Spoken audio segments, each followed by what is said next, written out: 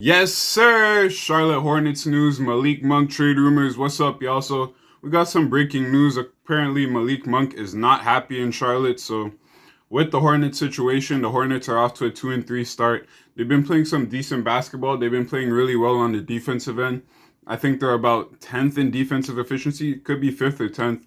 Offense has been doing okay so far. They've been better on the defensive end than the offensive end. A lot of the analysts are saying that Charlotte needs more defense, but if we're going off what the stats say, then they actually need more offense. But I digress. So Malik Monk with the Hornets, he's not that happy right now. He's been complaining about the fact that he has gotten no minutes yet to start the season. 0 minutes. Through 5 games, this guy's gotten 0 minutes. He's in his 4th year in the NBA. He's 22, about to turn 23 next year. Malik Monk, it looks like his time with the Hornets is coming to an end. So the news that came out, Malik Monk in an interview said that with not playing any minutes this season, with not playing any minutes, no game, he did get COVID in the preseason. That kind of fucked up his training and shit to come into the season. So he's not happy with the fact that he's not getting minutes. In fact, to quote him, he said, "I'm very frustrated. It's very frustrating, especially with how last February I was finally felt like an NBA player. I got my first start. I felt like people were finally starting to see the potential in me. Now with this Corona thing, he's coming back. He's not getting any minutes. LaMelo Ball, he's playing behind LaMelo. He's playing behind Terry Rozier, Devontae Graham, the Martin twins. Like, all these guys are getting minutes before him, and it's frustrating him."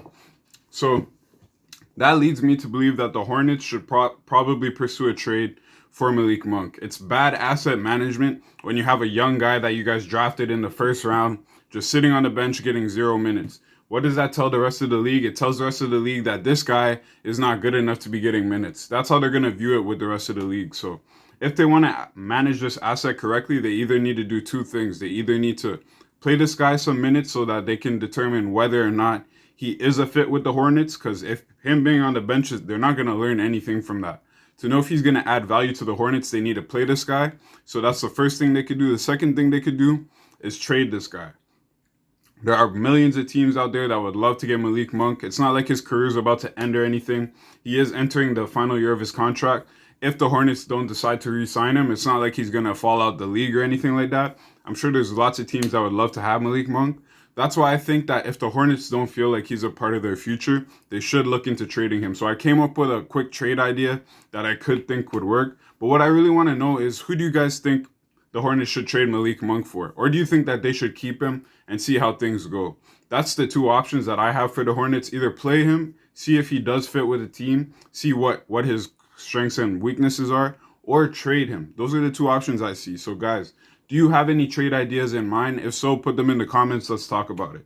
So this is my trade idea. So for the Hornets, I want to send the Julius Randle from the New York Knicks to the Hornets. He's been playing great basketball. He's playing the best basketball of his career this season. He's shooting 50% from three, 50% from the field, averaging like 20, 10, and 5. So he's playing great this year. I think that the Hornets should try and trade for this guy, because with the Knicks just drafted Obi Toppin, so they'll be willing to let go of Julius Randle. They traded Marcus Morris last year, so it's like a similar thing where they're going to trade their best player on their team for assets and young guys. And the Knicks were interested in Malik Monk last year. So it only makes sense. I think they tried trading for Malik Monk last year, so it only makes sense that they try it again this year.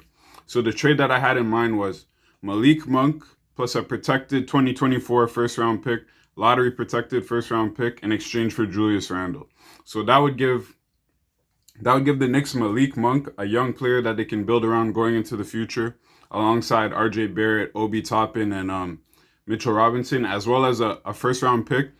And the first round pick is good for the Hornets because, yes, they're giving up a first round pick, but it's in 2024, which is 3 years from now. And in 3 years, the Hornets should be about ready to contend seriously, because you'll have LaMelo Ball entering his 3rd year in the NBA. You have Miles Bridges being a damn veteran by then. Like, in 3 years from now, the Hornets should be ready to seriously contend for the title. That's my opinion. So trading a first round pick isn't a bad idea, because that pick is going to be in the late 20s, probably in the 20s, or in the late teens. So you trade that pick, you make it lottery protected. So just in case things don't work out for the Hornets, they can still get that pick because it's lottery protected. So I think that it's a good trade for the Hornets, because They get Julius Randle, a guy who's playing some of the best basketball of his career right now. He's a center slash power forward. He averages 10 rebounds per game, and that's something that the Hornets desperately need is rebounding. They're not one of the best teams in the NBA at rebounding. They're one of the worst teams. They're in the lower half of the league in rebounding.